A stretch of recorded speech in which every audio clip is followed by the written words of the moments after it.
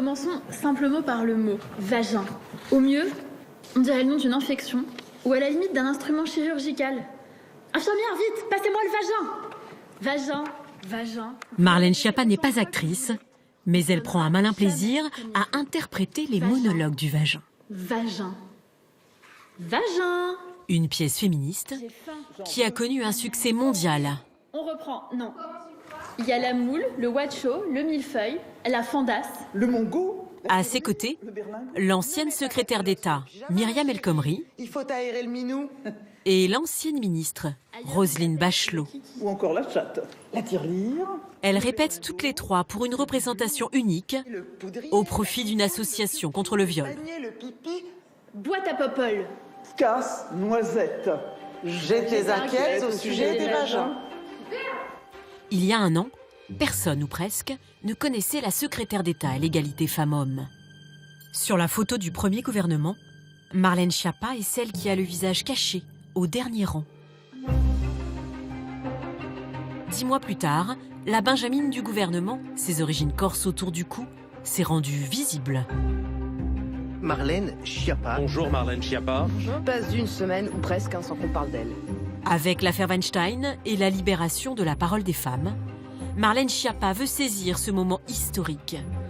Changer la société avec sa loi contre les violences sexuelles.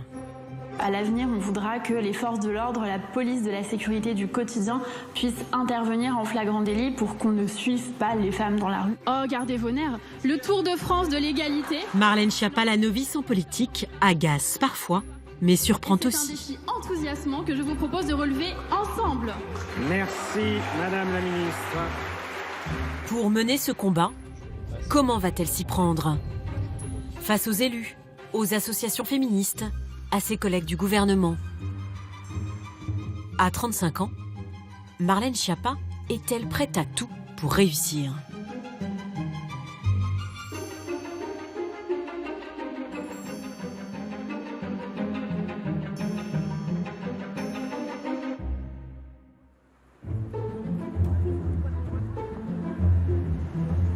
Quand on veut être la ministre qui fait changer la vie des femmes avec une loi, il faut d'abord convaincre les parlementaires. À l'Assemblée, il y a une majorité de députés En Marche. Sa loi sera votée.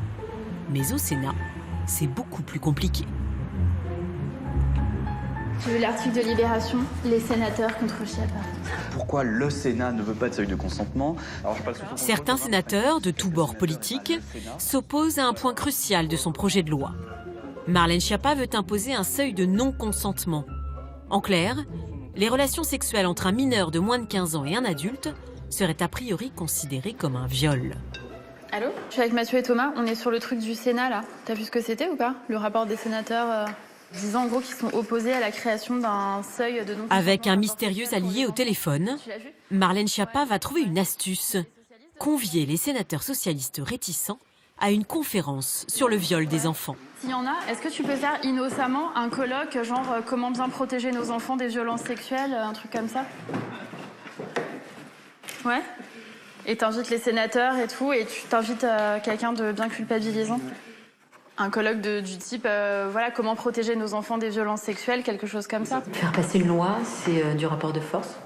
Moi, c'est la première loi que je porte, donc, mais j'imagine que oui, dans ce que j'ai pu observer précédemment, c'est une question d'adhésion, surtout plus que de rapport de force et de conviction, et de savoir combien de personnes on va rallier et combien de personnes vont voter au final. Grosso modo, Oui. tant que c'est pas voté, Oui, c'est ça. vous tremblez. Je tremble pas, mais tant que c'est pas voté, disons que je sécurise mes arrières, oui. Merci beaucoup, à tout à l'heure. Reste le plus difficile. Persuader les sénateurs de droite, cette fois. Au Palais du Luxembourg, Marlène Schiappa va déployer une nouvelle stratégie. S'inviter devant le groupe de sénateurs La République En Marche. Comment tu vas? Ça va, merci d'être là. Beaucoup d'entre eux étaient élus de droite avant de devenir macronistes. Je vois qu'ils sont intimidés là, ils disent plus rien. Marlène Schiappa compte sur eux pour faire du lobbying auprès de leurs anciens collègues, restés à droite. Madame la ministre, chère Marlène, merci d'être avec nous ce matin. Donc c'est important pour moi d'avoir vos retours d'expérience. J'ai vu qu'il y avait déjà un rapport de sénateurs qui avait été fait à cet égard. La loi française existante n'est pas assez complète, ne protège pas assez les enfants. Je vous remercie. À bientôt. À bientôt. Au revoir. Marlène Schiappa est plutôt contente de sa prestation, mais cela ne servira à rien. Quelques semaines plus tard, le Conseil d'État retoquera l'idée du seuil de non-consentement. Sénat, Conseil d'État, Marlène Schiappa doit se plier aux règles des institutions. En revanche, dans son ministère, elle bouscule les habitudes. La plupart des associations féministes qui venaient régulièrement ici ne sont plus les bienvenues. Ça va? Ouais. Ça va? Bien et toi? Trop de belles femmes d'un coup. Venez, installez-vous. À la place, Mettez-vous vers là. Marlène Schiappa invite des entrepreneuses, des start-upeuses, des amis élus, bref, tout un réseau qui lui est dévoué, avec lequel elle teste les mesures du gouvernement. J'aurais voulu profiter que vous soyez toutes réunies ici, les plus belles et les meilleures femmes de ce pays. Soyons factuels. J'aimerais bien faire un petit test, c'est ça, et voir si vous avez entendu parler de politiques publiques qu'on est en train de mettre en place. Outrage sexiste. Outrage sexiste. Attends, parce que j'ai un paperboard. Non, mais tout le monde en a entendu parler, du coup. D'accord. Le congé de maternité pour toutes aussi. 2 mois et demi, c'est pas possible. Ouais, c'est pas possible. Moi, j'ai vu des mères repartir dans des états. Du coup, qu'est-ce que vous proposez? L'allongement du congé. Mais Donc, si on allonge le congé maternité, donc actuellement, c'est à peu près 2 mois et demi en moyenne, disons, on le passe à 6 mois. On le finance comment? Moi, je déteste quémander, l'État, c'est bien gentil. Mais à un moment donné, je pense qu'il y a des entreprises, elles ont des responsabilités à prendre. Et elles ne les prennent pas. Ce qui les caractérise toutes là, c'est que aussi, ce sont des femmes qui sont des combattantes, qui sont des warriors et qui n'ont pas les 2 pieds dans le même sabot, si vous me pardonnez l'expression. C'est-à-dire toutes, elles ont créé des choses, créé des projets, lancé des activités, y compris très jeunes, y compris quand elles étaient mères célibataires, sans se dire qu'est-ce que j'attends de l'État, qu'est-ce que l'État va faire pour mon projet. Je suis pas sur le bâton. C'est pas le bras, c'est long. Dans le nouveau monde de Marlène Schiappa, les associations qui réclament des moyens à l'État ne seraient plus en odeur de sainteté. Par exemple, la VFT, spécialisée dans le harcèlement sexuel au travail. Sa responsable, engagée à gauche, a plusieurs fois été critique envers l'action d'Emmanuel Macron. Marlène Schiappa ne l'a jamais reçue. Autrefois, nous étions en contact quasi permanent avec les cabinets des ministres en charge des droits des femmes. Et oui, ça a changé. Nous n'avons plus de moments d'échange. Mais pourquoi, à votre avis?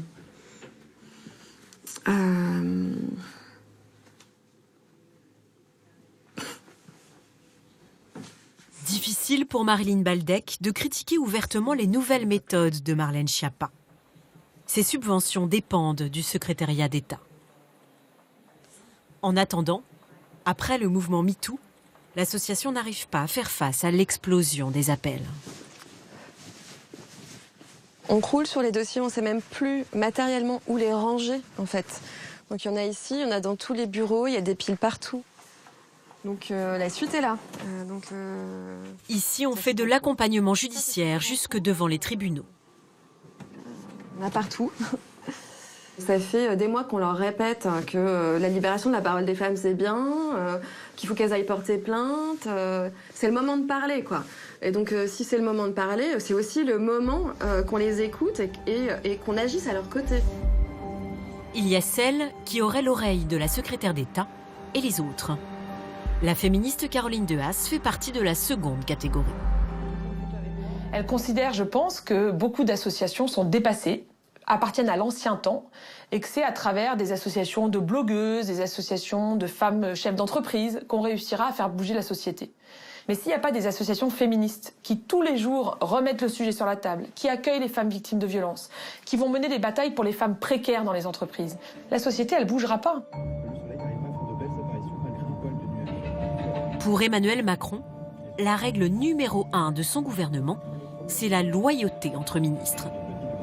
Marlène Schiappa, la féministe, s'y conforme sans état d'âme, y compris avec l'affaire Nicolas Hulot. Nicolas Hulot dément les accusations de viol et de harcèlement sexuel qui le visent.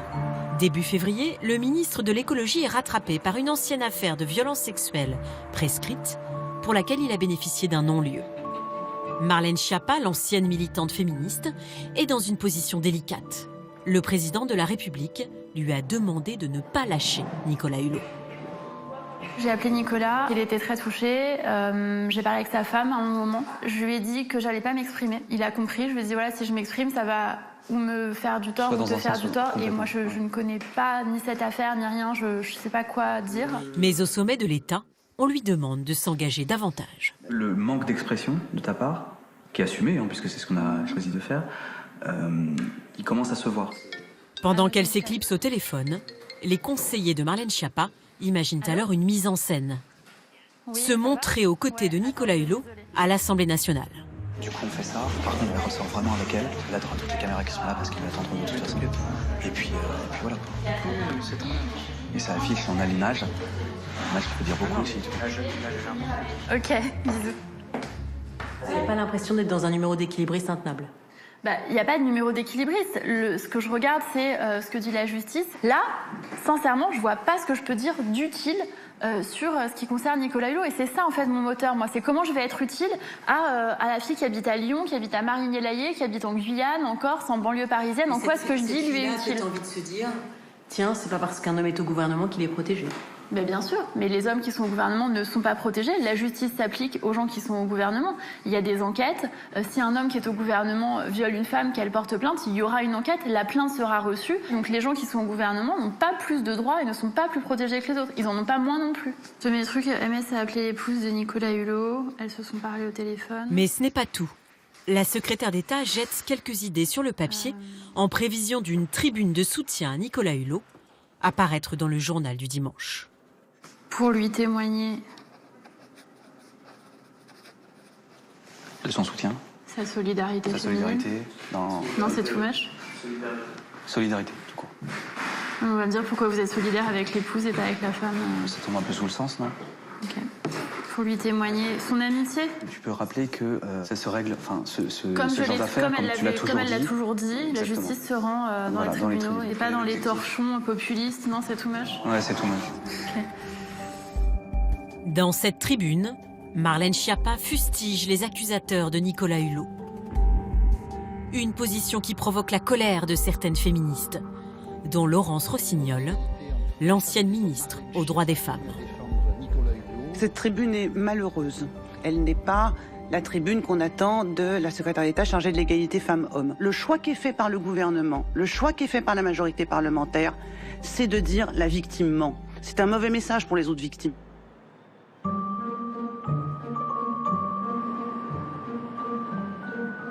À l'Assemblée, c'est le jour des questions au gouvernement et de la mise en scène prévue par Marlène Schiappa. Dans l'hémicycle, Marlène Schiappa s'assoit ostensiblement aux côtés de Nicolas Hulot. Les deux ministres vont ensuite faire une exception au protocole. À la sortie, ils choisissent d'emprunter la salle des 4 colonnes, un lieu réservé aux députés. C'est là où se trouvent toutes les caméras. Le plan est suivi à la lettre, une image de cohésion sans parole. Bon, c'est fait. La consigne est la même pour nous. Pas de questions.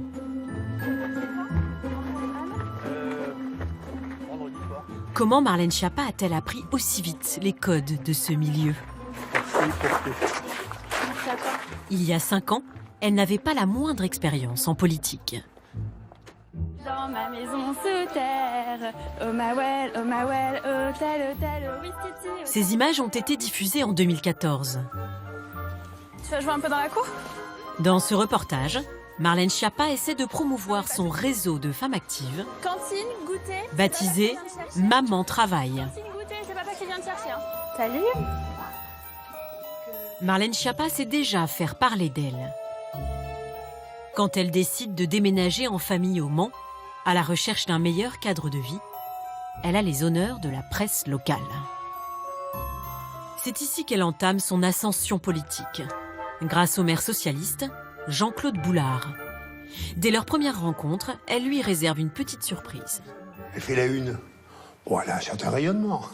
Donc on regarde, je dis, mais il faut que je la rencontre. Elle vient avec une de ses petites filles. Elle arrive ici avec... Mais attendez, les idées nouvelles, un peu originales, un peu décalées, pour faire réfléchir, on les prend. Or ça, je m'y attendais pas et j'ai tout de suite vu que c'était un message. J'avais tout compris. Maman travaille, eh ben, elle travaille, elle est avec une de ses enfants si elle n'a pas trouvé de garde.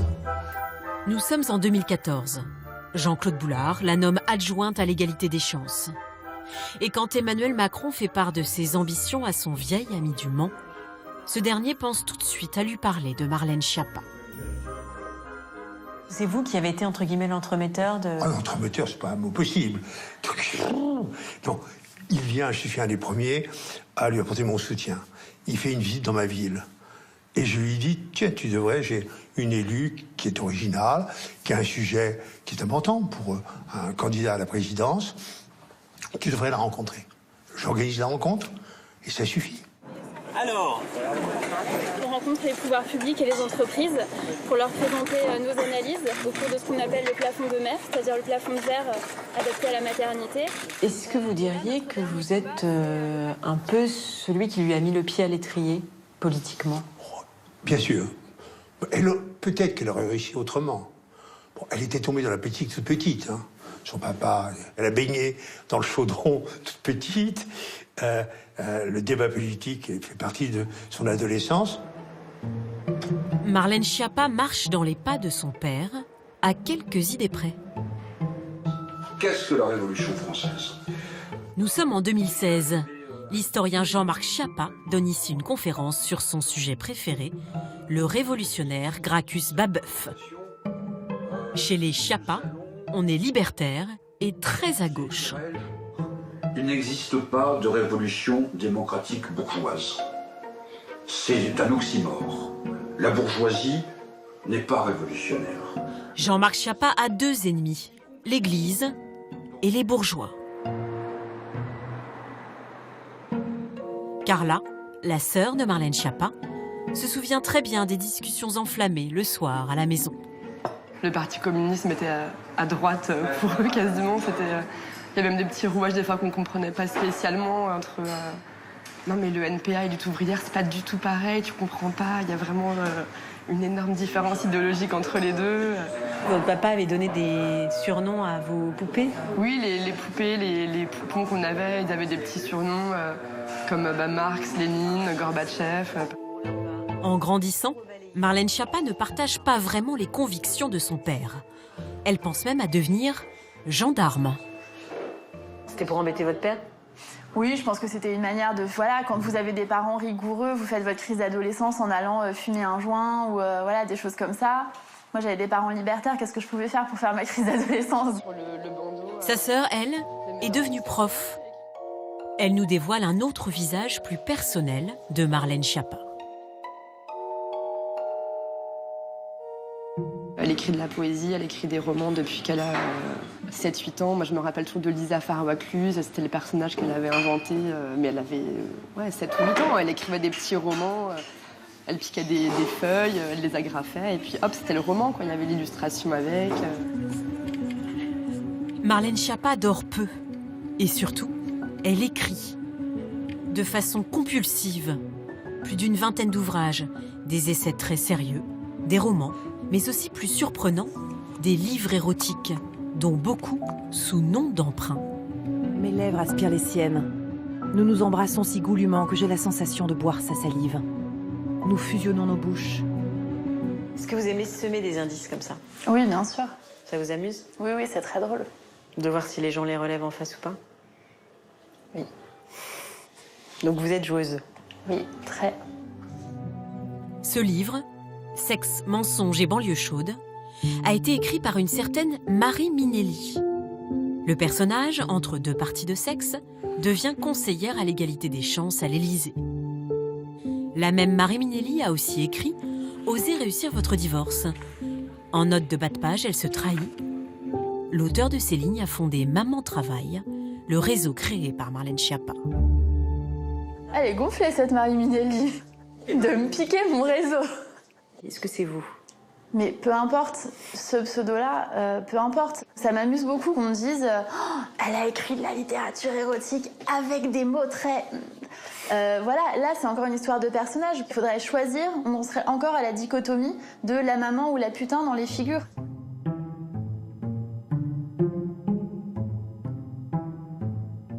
Même quand c'est de la fiction pure, il y a toujours un petit peu de réalité. Et c'est une forme d'exutoire aussi d'avoir des personnages qu'on peut charger de qualité ou de défauts impunément. Ministre, c'est un personnage aussi? Tout est un personnage. Son personnage de ministre a aussi une facette plus sombre.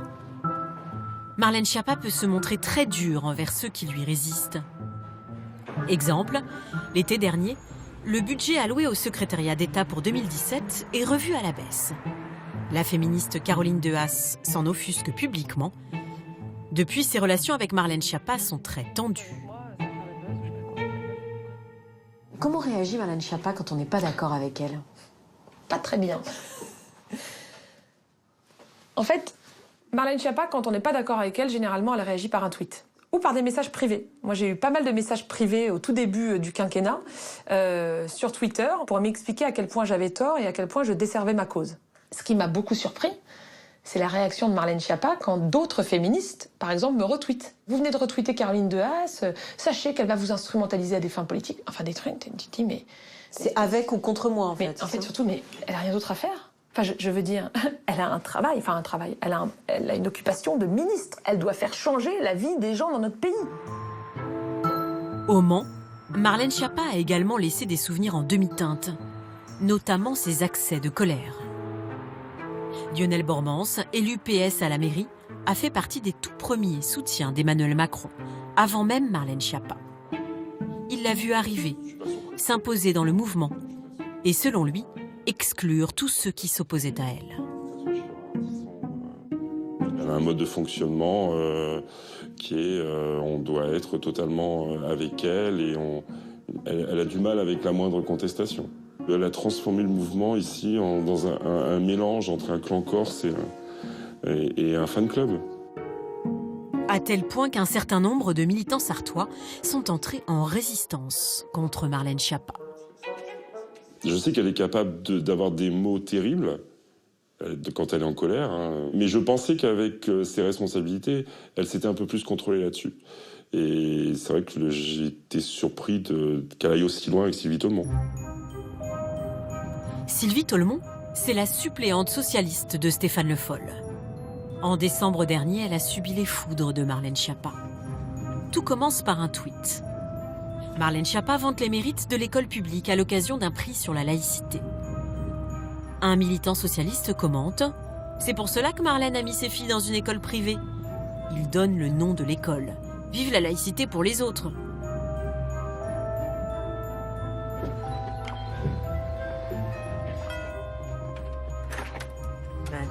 Bonjour. Bonjour. Élise Legamel, France 2. Enchantée.